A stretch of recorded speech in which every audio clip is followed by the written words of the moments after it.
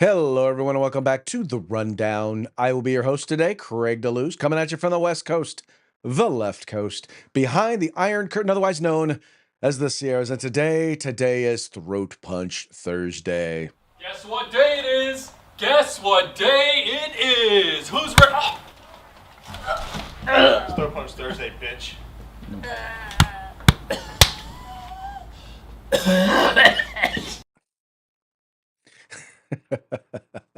Gotta love that every single time. I don't know why. Physical violence is a big part of comedy. I mean, well, physical comedy, but physical violence included in comedy. Yeah, it is. It's always historically it has been. If you haven't, then you haven't watched silent movies, you haven't watched Laurel and Hardy, you haven't watched Abbott and Costello, you haven't watched like some of the best comedies. You haven't watched Jackass. All right. You don't know comedy if you don't think that's funny. If you don't think that's funny, you don't know comedy. Anyway, all that having been said, we're gonna have a good time here today. Mike is off doing his work thing, handling his business. So we're going to have a great conversation, me, you, and whoever decides to comment. If you are watching the program live, 3 p.m. Pacific, 6 p.m. Eastern, we're taking your comments. Would love to hear what you have to say. Would love to get a shout out. Give us a shout out. Let us know where you're watching the program from. Whatever your comment is, look, all we ask is that it's interesting. I don't demand that you agree with me, although understand this. If you do disagree with me, I do reserve the right to mock you. Oh wow, is that a mockingbird? Man, is that a mockingbird? Is that a mockingbird? Yes, we do reserve the right to mock you. Yeah, and then we'll do it in that voice if need be, if that will be entertaining to you. I don't know about you, but that would be kind of annoying if I spent the entire time answering your questions, yada yada yada, in that type of voice. I don't know about you, but that would be really kind of irritating to me. So let's not. How about that? All right, let's go ahead and get into it. Wait, almost forgot. I almost forget this almost every single time. But before we do, we're going to start off with a quick shout out to our sponsors. We're going to start with the folks over at Hitman Industries. They sell rifle and pistol caliber barrels. They are available for you at any length. All you have to do is go to hitmanindustries.net. Once you get there, trust me, if you've already purchased an AR, for example, in the last few years, there's a good chance you already have one of their barrels. So why not get another one? Whether you're looking to do a brand new build or whether you're looking to rebarrel an old rifle, the place you need to go to is Hitman Industries. Then we've got the California Republican Assembly working to help elect conservatives at all levels of government, from school board all the way up to President of the United States.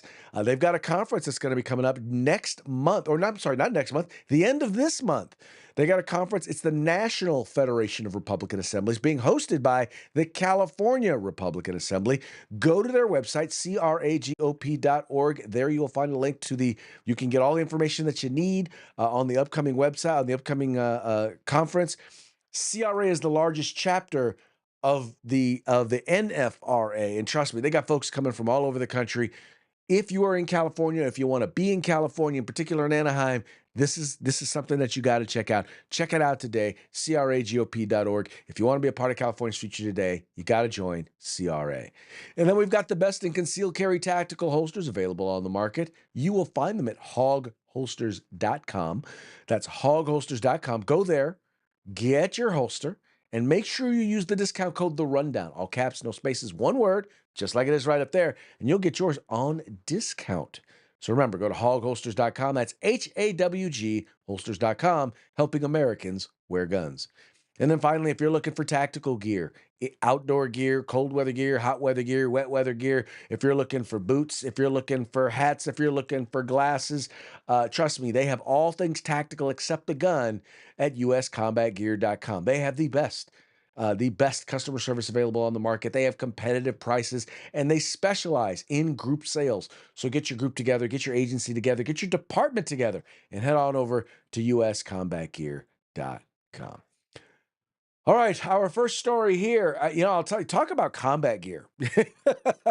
RFK, who is a longtime left-wing activist, who is a longtime liberal activist, who now is the Secretary of Health and Human Services in the Trump administration, kind of the creator and the founder of the MAHA movement, or at least the main inspiration behind it, the Make America Healthy Again movement.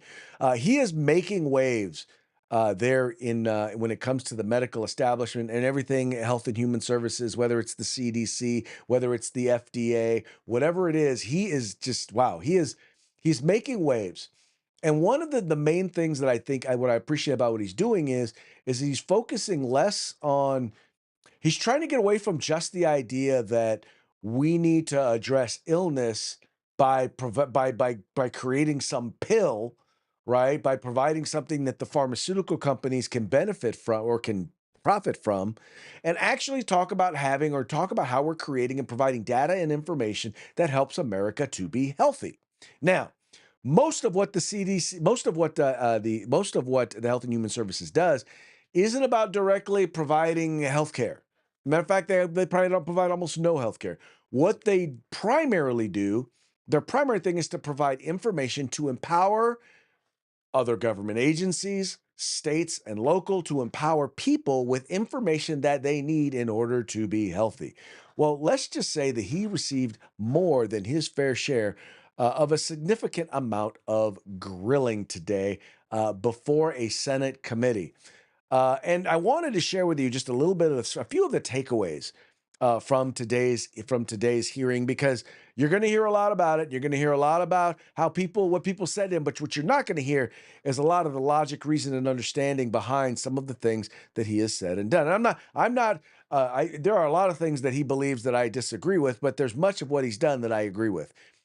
It says here, according to The Hill, Robert F. Kennedy Jr. defended his tenure as the nation's top health official during a contentious Senate hearing Thursday, snapping back at lawmakers who pressed him on the recent upheaval at the Centers for Disease Control and Prevention and changes to vaccine policy. During the roughly 3-hour testimony, the Health and Human Services Secretary they're saying he repeated vaccine misinformation. They're saying that he attacked the CDC. I think he provided information on the CDC and offered differing explanations for his vision of remaking the agency. Now, there were a few key things that he had talked about. The one was they say key Republicans questioned his vaccine moves. Specifically, they're talking about, here it is, in a surprisingly barbed attack, barbed back and forth. Senator Bill Cassidy questioned Kennedy about mRNA vaccines and conflicts of interest among Kennedy's handpicked panel of vaccine advisors. Cassidy, a physician, was initially reluctant to support Kennedy. Ultimately, cast the deciding vote for his nomination to advance out of committee after receiving assurances about vaccine policy. Cassidy said he was approaching his question as, quote, a doctor, not a senator. The exchange marked the strongest pushback and most contentious public exchange between the two since Kennedy's term began. Here's a little bit of that back and forth. I applaud you for joining the president in a call for radical transparency. Thank you for that. I said yesterday, I believe it, that President Trump deserves a Nobel Prize for Operation Warp Speed. If he had been President Obama, he would have gotten it. But because of Operation Warp Speed, forcing the federal government to come to a vaccine development within 10 months when others said it couldn't be done, we saved millions of lives globally, trillions of dollars, we reopened economies, an incredible accomplishment. Mr. Secretary, do you agree with me that the president deserves a Nobel Prize for Operation Warp Speed? Yeah, absolutely, Senator. That was phenomenal. So let me ask you, but you just told Senator Bennett that the COVID vaccine killed more people than COVID. Wait, that was a statement. I did not say that. Okay, then let me ask, because you also were Senator, I just want to make clear, I did not say that. We'll check the record. That's a question of fact. You also said that you were also, as lead attorney for the Children's Health Defense, you engaged in multiple lawsuits attempting to restrict access to the COVID vaccine. Again, it surprises me that you think so highly of Operation Warp Speed when, as an attorney, you attempted to restrict access. So there were a couple of things, and there were a couple of things he said there specifically that were incorrect. I would say lies, but they weren't correct. Number one, because I watched the testimony, he did not say that he believed that it killed more people. In fact, most of the questioning that took place, whenever he went to answer, he kept getting interrupted by whoever the Democrat was. He would go to answer the question, and they would just flat out interrupt him. But that's a whole nother point. But in here, what he was specifically talking about, and Kennedy went on to explain this, he's like, at the time when there was a need for a vaccine, we were still dealing in the initial stages of COVID, where most of the people that were dealing with it, most of the people who were dying were dealing with the lower respiratory issues, right? In other words, lungs and all of that. That's where a lot of the issues were coming from, and they were dying from the complications therein. So he was pushing as a need. Yeah, the idea that we get a vaccine out there was vitally important, and Donald Trump was successful in removing a lot of the barriers to that. He specifically talked about, and this is one of the things that the secretary did a very good job. He made sure to point out they created a vaccine that was that was specifically designed for the very, very dangerous and deadly version of, or what do you call, strain of COVID that was out at the time. So that's primarily what it did. Later, when he talked about his reservations, number one, most cases, as by the way are now, overwhelming majority of the cases that people are dealing with of COVID vaccines today are upper respiratory and are nowhere near as fatal. The complications are nowhere near as bad as those when it was lower respiratory. I'm not saying that there are never any cases of the lower respiratory. I'm just saying that there's a lot fewer of them, right? And all he was saying is that he's not removing access to the vaccine. He's just saying, why are we mandating it? We don't need to mandate it anymore, because now we already know that for the most part, it doesn't keep you from getting getting COVID. It doesn't keep you from spreading it, and it's debatable if it reduces the symptoms significant enough for you not to have a negative impact. And that's where a lot of the big questions are coming in right now. And in his exchange with Senator Warren, he points out that very same thing. COVID-19 vaccine is no longer approved for healthy people under the age of 65. In announcing the change, you said the vaccine will be available for anyone who wants it. Now, obviously, both things cannot be true at the same moment. So let's clear this up right now, Secretary Kennedy. Will you tell America that all adults and all children over 6 months of age are eligible to get a COVID booster at their local pharmacy today? Anybody can get the booster. I'm sorry? Anybody can get it. Anybody. So you're saying that is now the official rule of HHS. Anybody is eligible to get a booster by just walking into the pharmacy. It's not recommended for healthy people. No. If you don't recommend, then the consequence of that in many states is that you can't walk into a pharmacy and get one. It means insurance companies don't have to cover the $200 or so cost. As Senator Dr. Cassidy said, you are effectively denying people vaccines. We're not going to recommend a product for which there's no clinical data for that indication. Is that what I should be doing? What you should be doing is honoring your promise that you made when you were looking to get confirmed in this job. You're going like this. And that is, you promised that you would not take away vaccines from anyone who wanted them. You just changed the classification of the COVID vaccine. I'm not taking them away from people, Senator. It takes it away if you can't get it from your pharmacist. Well, most Americans are going to be able to get it from their pharmacy for free. Most Americans will be able to get it from their pharmacy free. The question is, everyone who wants it, that was your promise. I didn't. I never promised that I was going to recommend products with which there is no indication. See, now, and now here's the thing. What she is ignoring, what she is flat out ignoring is, but although she said it, but she's ignoring it, she skipped over it in many states, meaning some states have policies that will require someone to do something based on CDC recommendations. And so if he changes the recommendations, the state then says you are not required. Doesn't mean you can't get it. Doesn't mean that the state can't change their policy and say, well, we'll only mandate it here, or or they can go through and they can mandate it to require that it's covered. That's state policy. That's not CDC policy. CDC is not meant to provide mandates. They're not there to provide mandates. They provide recommendations. If a state decides that they want to create a mandate based on the CDC's recommendations, then guess what? That ain't federal policy. That's state policy. That's not RFK or Donald Trump, right? That's the state. But see, she ignores that. She ignores that because most of the states, or some of the states who do that, are liberal left-wing states, like California and other states. See, the policy failure is not in Washington. It's at the state level. It's at the local level. What he's doing is empowering people by saying, look, you don't have to get the vaccine.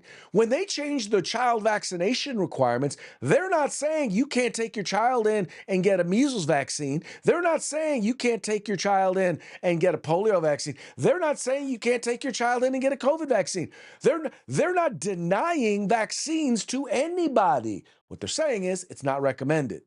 And all he's saying is the science does not support that. Now, the people who have objections to him are basically the ones who have an issue with the policy. In other words, they want to mandate it.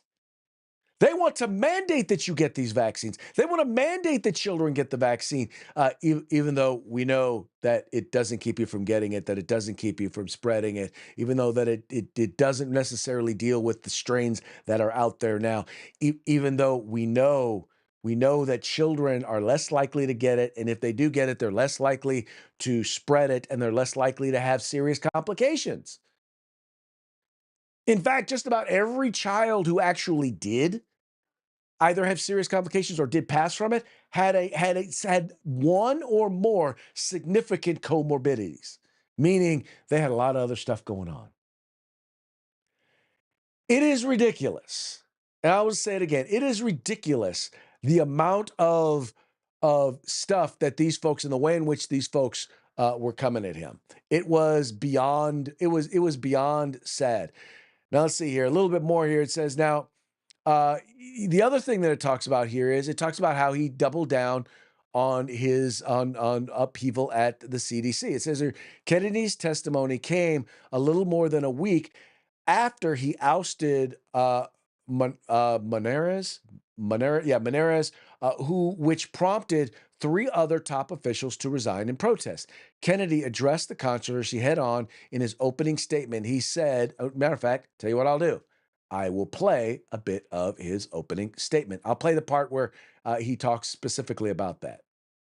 America is home to 4.2% of the world's population, yet we had nearly 20% of the COVID deaths. We literally did worse than any country in the world. And the people at CDC who oversaw that process, who put masks on our children, who closed our schools, are the people who will be leaving. And that's why we need bold, competent, and creative new leadership at CDC. People able and willing to chart a new course. As my father once said, progress is a nice word, but change is its motivator, and change has its enemies. That's why we need new blood at CDC. That's also why it's imperative that we remove officials with conflicts of interest and catastrophically bad judgment and political agendas. We need unbiased, politics-free, transparent, evidence-based science in the public interest. Those are the guiding principles behind the changes at the CDC, and that is what you can expect all across our agency for the next 3 years. So if you go back and you start to read any of the studies that have been done, any of the reports that have been done, kind of the post-mortem on how COVID was handled, you know that the government did a horrible job. You know that going into COVID, there were certain recommendations that had some scientific background and evidence as the way in which a pandemic should be handled, in particular, a respiratory a respiratory pandemic. And they, including the CDC, threw them completely out the window. I remember I was on a school board. I remember when they started talking about closing down schools. I remember, or the quarantining. I remember going to the CDC website and it said that temporarily shutting down, would do absolutely no good. They flat out said that it was inadvisable. The 6 feet, the recommendation of 6 feet, we now know was literally they literally pulled that out of their ass. They came out of nowhere. There was no basis in medical evidence behind that. We now know that masks, other than the medical masks, I forget the N1 something, the medical masks, once again, made absolutely no difference. They were referred to by Obama's. Was it Obama? No, not Obama. By Biden's, the guy who was over his pandemic response. He even said, yeah, it was basically a facial decoration. We know that states. We now know that states that either close down and open back up or never close down at all, when you account for the comorbidities, in particular age, had similar outcomes when it came to COVID morbidity. Meaning, yeah, the same percentage of people died, regardless of whether you shut down or not. But we shut down economies. When you talk, it was funny. You talk about the guy was talking. The one Republican, Cassidy, was talking about shutting down economies. Only blue states shut down economies. Most red states stayed open, or many red states. I won't say all, but a lot of blue cities shut down. And then California, where I'm at, was the last one to open back up. And we shut down our schools. We were the last one to go back to our schools. And now we've seen academic losses that will impact an entire generation of kids. These were considerations that were never, these are outcomes that were never even taken into consideration, either by anyone in the CDC, anyone in the White House at the time, or by our by our states.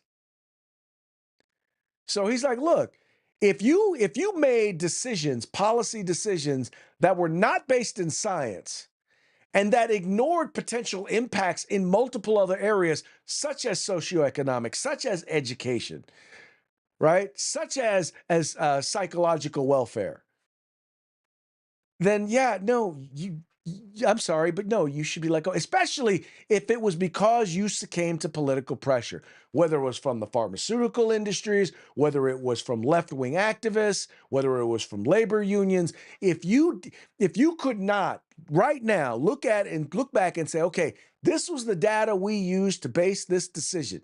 That was the basis of this decision. Then you should be removed from being able to make those decisions any longer. You should. You should most definitely be removed from making decisions. One other thing that they pointed out, and I thought this was a fun part, competing narratives about Menendez. Kennedy was asked several times to recount his ousting of Menendez and whether he demanded she fire senior staff without cause and would commit to rubber stamping efforts to weaken vaccine protections. Once again, nobody talked about weakening vaccine protections, just they were saying, yeah, why are we mandating some of this stuff? Anyway, she served as the agency's director for just 29 days. Earlier Thursday, the Wall Street Journal published an op-ed from Menendez where she said Kennedy pressured her to, quote, pre-approve the recommendations of a vaccine advisory panel newly filled with people who have publicly expressed anti-vaccine rhetoric. So in other words, you're going to have this panel that was filled with political sycophants, and now you're going to put people on there who by the way, were silenced by the other folks, who were silenced by the Biden administration. Now all of a sudden they're considered anti-vaccine because they're put in place. So now all of a sudden, they're just skeptics. Well, no, they're actually people who are experts, broad across the board experts in mRNA, in epidemiology, who happen to question some of the things that were put in place.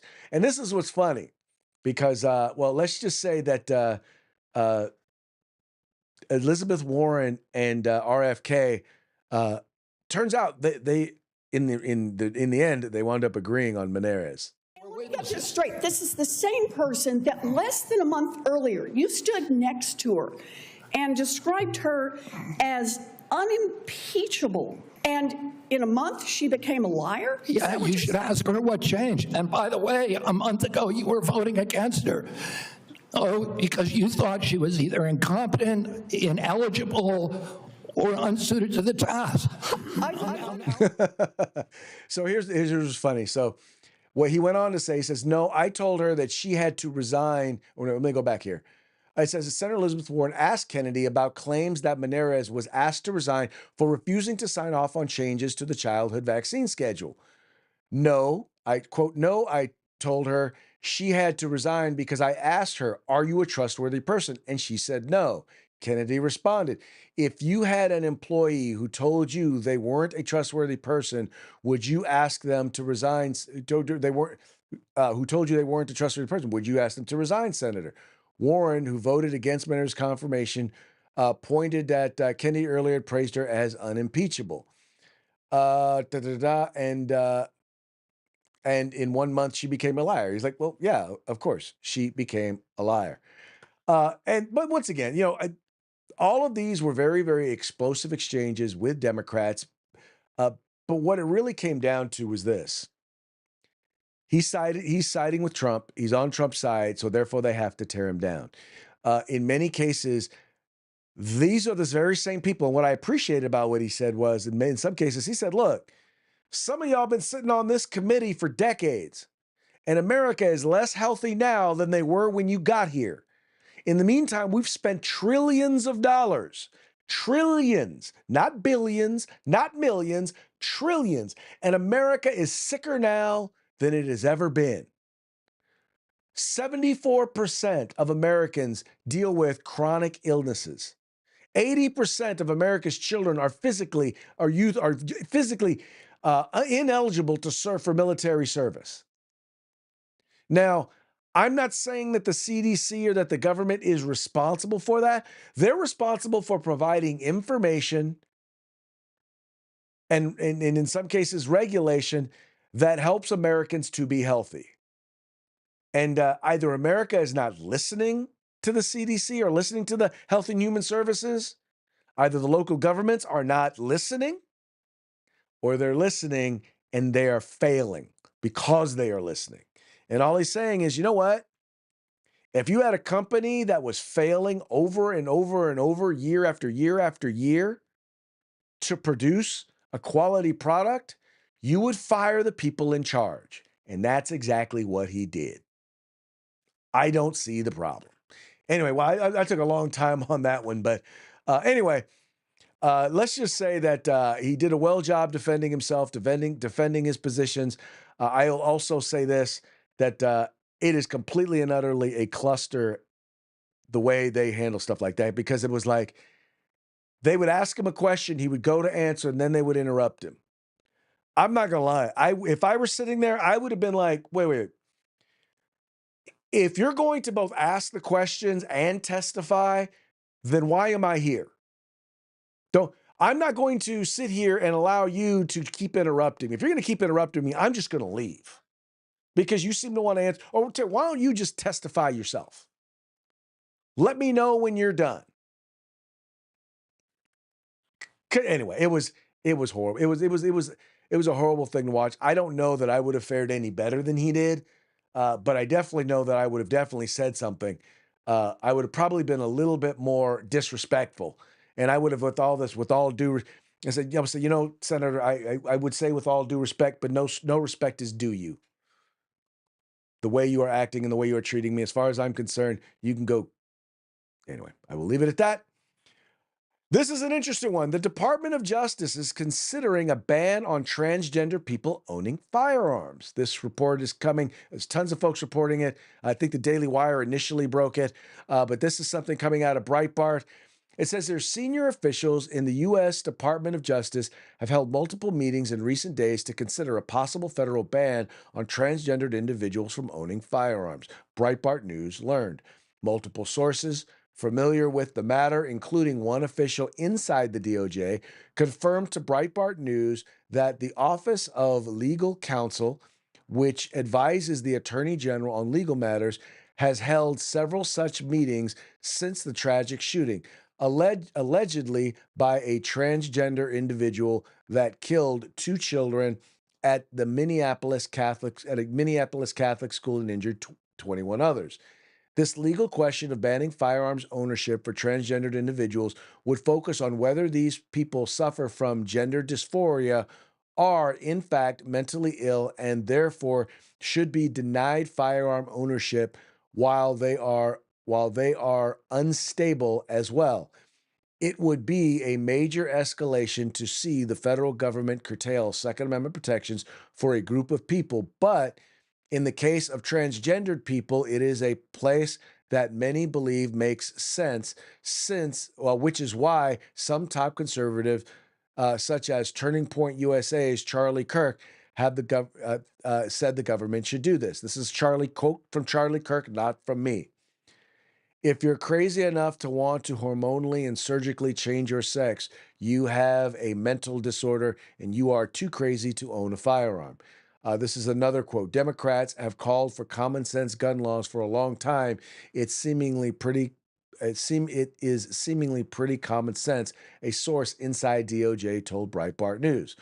While any decision is not yet final, the fact that these meetings are happening seems to suggest that there may be movement inside the Justice Department under Attorney General Pam Bondi towards making some kind of step here. Here's what I'm going to say to this, and I got a few things on this one to consider. Number one, this would not be the first time that an administration has questioned the ability or the gun rights of a group of people. And one example, I was debating with my brother about this. My brother, the liberal, David the liberal, we'll call him, was that the Obama administration restricted the gun rights of veterans if they had filled out or had a power of attorney, even if it was a voluntary power of attorney, to have someone else handle their finances. They then would in turn lose their right to own or possess firearms. So it's not the first time that an administration has considered that for a group. Now, why someone who voluntarily has someone handle firearms or handles their finances would lose their rights, it makes no sense to me. I'm not saying that none of them are have a diminished mental capacity where they are unable to where they could be a danger to themselves or others if in possession of a firearm. I'm not saying that's never the case, but it's not always the case. So they should not have lost their rights. The argument in this case is that people on both sides of the issue agree that those who deal with gender dysphoria suffer from a significantly high risk of suicidal ideation, right? Meaning they're at much greater risk for suicide. Well, if I told you any other group who is dealing with a challenge like this, if I told you any other group was more significant, when I say more significant, I mean 40%, 50% more likely to think about or to consider committing suicide, would you at least consider a restriction like this? I would say yes.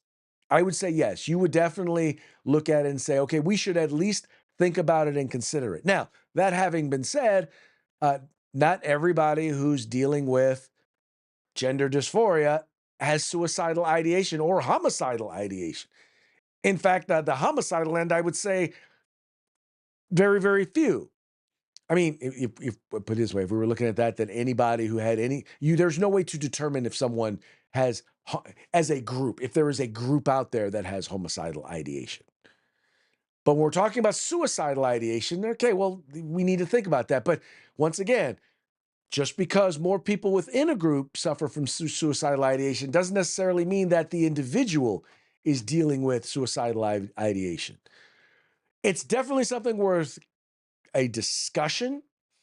It's definitely something because here's the thing: you cannot, as a defender of transgender rights, you cannot at one point say, look, we have to take special care with them because they're more likely to want to commit suicide, and then at the same time say they should own and possess firearms because they're transgender. There's a logic fallacy there's a logic problem there that's got to be addressed, right? I think there's a logic issue there that has to be addressed, but I'll be the first to say I don't think you should lump a whole group in that.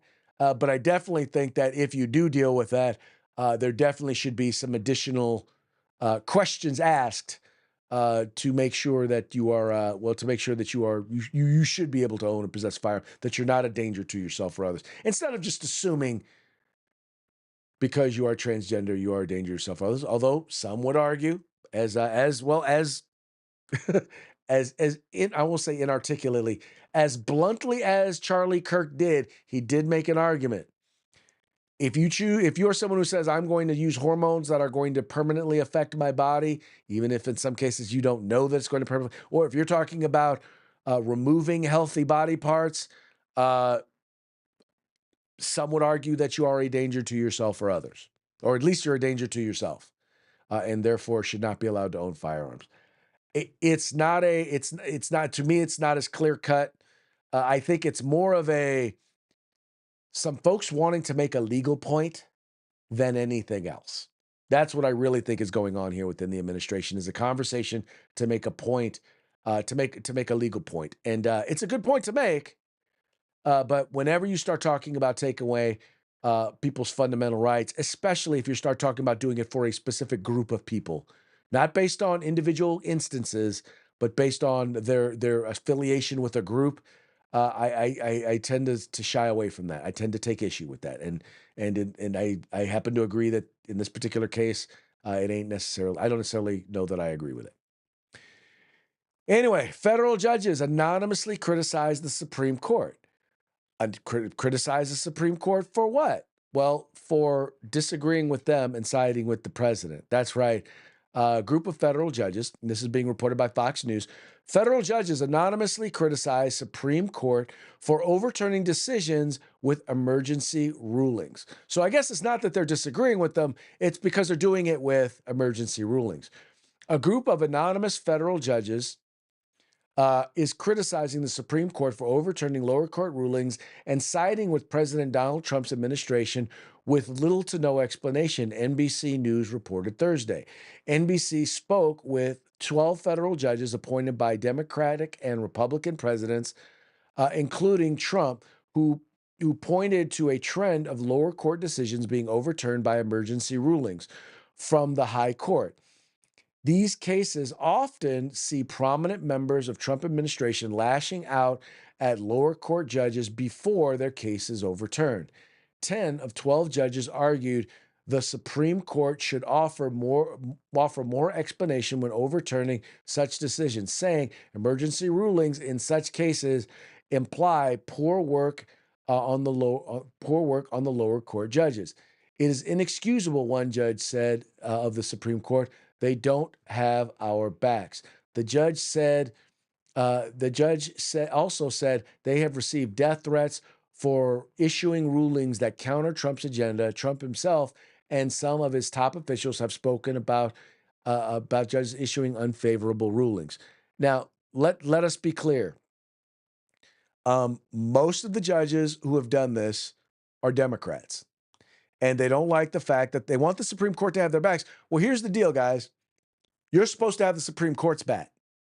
When the Supreme Court comes down with a ruling, you're supposed to have their back. And the problem with a lot of these rulings that they've overturned is that it goes against Supreme Court precedent. That's right. Supreme Court, it goes against constitutional law. They're all supposed to have the Constitution's back.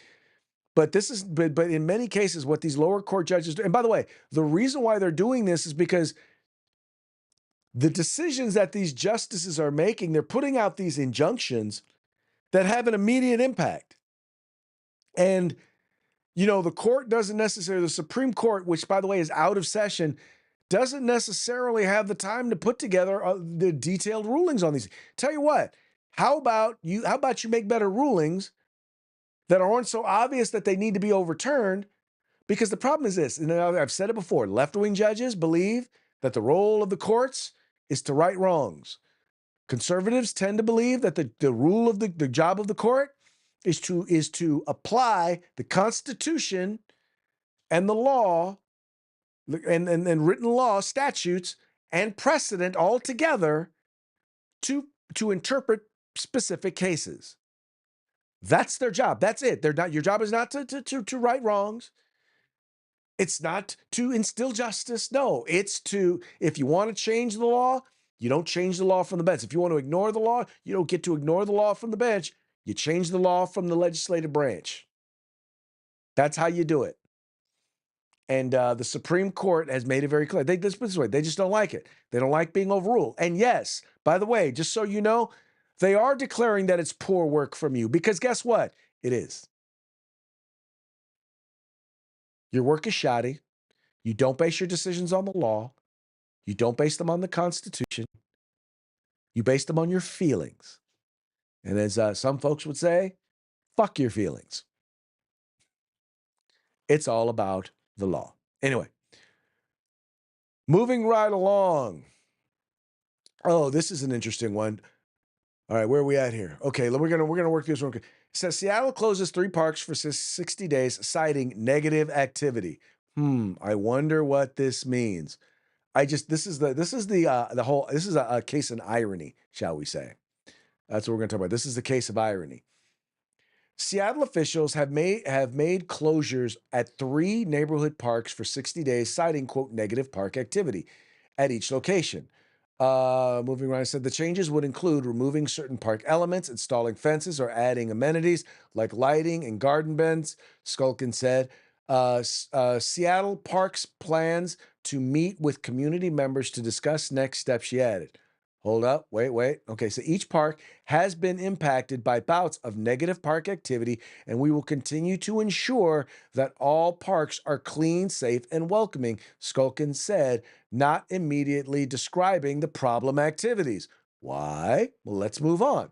Lake City Mini Park is a plaza at a busy intersection and has been a site for homeless camping. The city cleared encampment at nearby Vigil Flame Park last month after a shooting left 2 men dead. The city has also sought to clear campers from Seven Hills Park, Capitol Hill Seattle blog reported. The 3 parks are scheduled to reopen late October as Seattle voters decide whether to re-elect Mayor Bruce Harrell or replace him with challenger Katie Wilson. Harrell's administration has removed encampments at a record pace, drawing praise from some residents and criticism from others. Now, what do you believe is the reason why they are doing this? Bueller. I'll tell you what the answer is. I'll tell you the reason why they did it. The reason why they did it is because of its homelessness, is because homeless people took over the parks. They needed to get them out of the parks. They needed to clean up the parks. They needed to put things in place that were going to keep homeless encampments from coming back and allow them to keep the parks safe. The reason why the dude is doing it, the reason why the mayor's doing it, is because he's running for re-election. Funny how when election time comes up, all of a sudden homelessness is an issue. All of a sudden we need to make the community safe. It's just a bunch of hypocrisy. It just really is. It's just hypocrisy. But like I said, elections have consequences. All I would say is this: if the other person who's running for mayor against him is what supports these things as well, I would definitely let this dude know that. Yeah, too little, too late. That would be my perspective. Anyway, moving right along, we're now at Parting Shots. Parting Shots are brought to you by Hog Holsters. Just go to hogholsters.com. Use the discount code The Rundown, all caps, no spaces. Get your Hog Holster today. We're going to use a list, and I know you guys love your lists, and this one, once again, comes from our friends over at the Babylon Bee. Fake news that you can trust. 10 irrefutable signs Trump's health is declining, because you do know that he was dead last week, right? I mean, according to the media, according to the lefties, he was dead. It says here, speculation has been swirling about President Donald Trump's health, with some people even spreading wild rumors that he died over the weekend. What's the real story? The Babylon Bee has come up with the following list of undeniable signs that Trump's health is going downhill. Number one, Trump has been occasionally posting in lowercase on social media, and his posts have been more coherent. That is not normal. Number two, he has sometimes been seen sitting down, a sure sign of failing health. Obviously, he's weak. He only managed to eat 8 Big Macs today. It's like he's slowly fading away. Number four, the man's frigging 80 or something. Obviously, no one over 80 years, 80 years old. Obviously, anyone over 80 years old is at death's door. Number five, Trump shakes hands with nobody, says nonsense, and wanders around aimlessly. Oh, wait, that was the last guy. Number six, he shot a mere 36 on the links this weekend. Sources close to Trump say he's a shadow of his usual 24. Number seven, he only works 23 hours a day now, a shocking decline in stamina. Number eight, J.D. Vance beat him at Super Smash Brothers yesterday. This never used to happen. Trump's losing his touch. Number nine, he introduced just 68 new tariffs in the last 8 hours. This drop in productivity is concerning. And number 10, Trump's normal tangerine skin is slowly fading to a burnt sienna hue. The end is near. This is terrifying evidence. It's obviously only a matter of time before Trump is out of commission. Did we miss any warning signs? Let us know in the comments. The funny part is, like I said before and I'll say it again, the Babylon Bee is so funny. The only thing that's funnier than them is reality, is real world. Because basically whatever you see here, it's gonna be true in 6 months. Just being funny. Fake news you can trust. That's what they're called. Fake news you can trust. Anyway, that's going to bring us to the end of our program. But before we go, we're going to give one more quick shout out to our sponsors. We're going to start with Hitman Industries, rifle and pistol caliber barrels available for you to purchase online at hitmanindustries.net. The California Republican Assembly, the conscience of the Republican Party. Check them out at cragop.org. The best in concealed carry tactical holsters available on the market at hogholsters.com. That's HAWG holsters.com, helping Americans wear guns. And then you've got the place where you can find all things tactical except the gun. That would be uscombatgear.com. And with that, we're going to go ahead and call it a day. We will be back tomorrow on Free for All Friday. Till then, y'all have fun, stay safe, and we will see you mañana.